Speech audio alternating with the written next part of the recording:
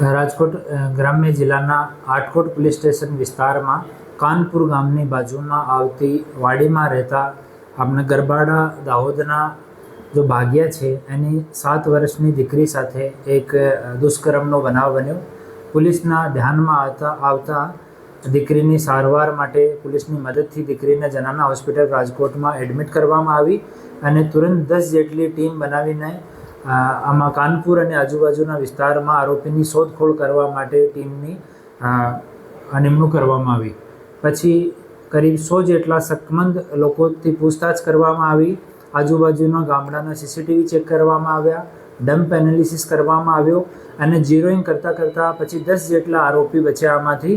તો 10 જેટલા આરોપીઓનો ફોટો એક ચાઇલ્ડ કાઉન્સલર અને અમારી જો મહિલા પોલીસકર્મી છે એની મદદથી અને ડૉક્ટર્સની મદદથી જો દીકરી છે ભોગ બનનાર એની સાથે શેર કરવામાં આવી અને દીકરી આઈડેન્ટિફાઈ કરી પછી સખ્તીથી પૂછતાછ કરવામાં આવી.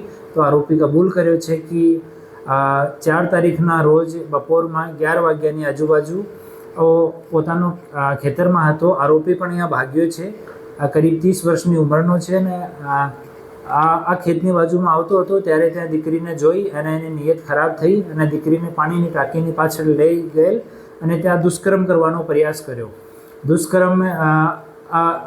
દુષ્કર્મનો નિષ્ફળ થતાં એને થોડો ગુસ્સો આવ્યો અને ત્યાં એક સરિયો કરીબ 1 ફીટનો એક સરિયો હતો. આ સરિયાથી બચ્ચીના પ્રાઇવેટ પાર્ટમાં આ ઇન્જરી કરી એવું કબૂલ કરી છે.